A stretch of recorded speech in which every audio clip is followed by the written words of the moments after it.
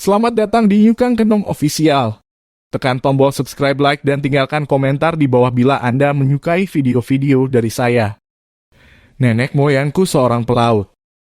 Gemar mengarung luas samudera. Menerjang ombak tiada takut. Menempuh badai sudah biasa. Lagu anak-anak ini begitu menggelitik fantasi sejarah saya. Betapa tidak. Gambaran tentang nenek moyang bangsa ini mengarungi samudera dan luas begitu erat di dalamnya. Nah, kali ini kita akan membahas kiprah nenek moyang kita di dunia maritim di dunia. Sejarah kapal pinisi. Indonesia adalah negara maritim, negara yang sebagian wilayahnya dikelilingi lautan. Nah, ada salah satu pengarung samudera dari Indonesia yang melegenda pada masa jayanya. Bahkan sudah diakui sebagai warisan peninggalan bersejarah oleh UNESCO. Pengarung samudera legendaris itu adalah pinisi, sebuah jenis kapal yang dibuat oleh suku Bugis dan terkenal di seantero samudera pada masa jayanya. Perahu tradisional suku Bugis ini kerap digunakan para leluhur untuk mencari nafkah berlayar hingga Eropa dan Afrika. Menurut sejarah, kapal pinisi juga disebut sudah digunakan para raja dan pangeran. Salah satu yang terkenal adalah Sauri Gading, putra mahkota kerajaan Luwu. Ia dianggap sebagai orang yang pertama kali membuat pinisi. Berdasarkan riwayat, Pangeran Sauri Gading kerap menggunakan kapal pinisi untuk berlayar menuju Tiongkok, China. Perahu bercadik. Kapal Borobudur adalah kapal layar bercadik ganda terbuat dari kayu yang berasal dari abad ke-8 di Nusantara yang digambarkan dalam beberapa relief Borobudur, Jawa Tengah, Indonesia. Kegunaan cadik adalah untuk menyeimbangkan dan memantapkan perahu.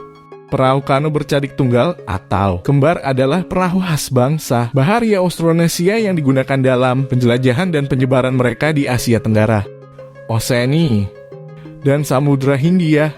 Jenis perahu besar bercadik kembar yang ditampilkan di Borobudur kemungkinan besar adalah jenis kapal yang sama yang digunakan oleh dinasti Sailendra dan Kemaharajaan Bahari Sriwijaya yang menguasai perairan Nusantara pada kurun abad ke-7 hingga ke-13. Dikutip dari Kompas.com, studi terbaru yang dipublikasikan di Journal Proceedings of the Royal Society Bay mengungkapkan bahwa orang Indonesia adalah nenek moyang penduduk Madagaskar. Kesimpulan tersebut didapatkan setelah ilmuwan asal Massey University di Selandia Baru, Murray Cox, melakukan analisis DNA orang Indonesia dan Madagaskar.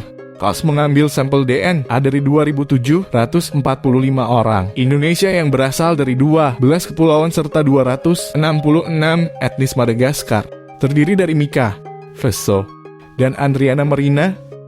Penelitian fokus pada DNA mitokondria, jenis DNA yang terdapat di organel sela yang berfungsi menghasilkan energi. DNA ini diturunkan lewat ibu.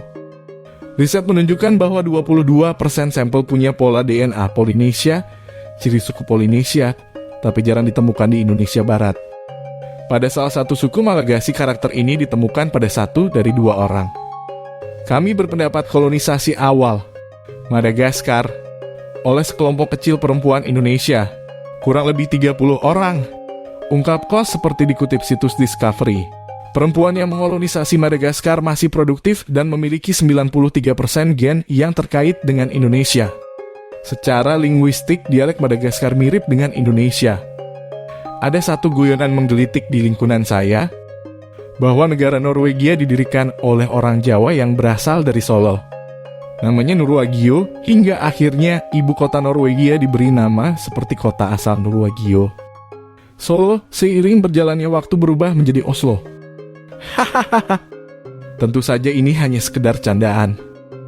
Terima kasih telah menonton channel ini. Bila Anda suka, silakan tinggalkan jejak di bawah.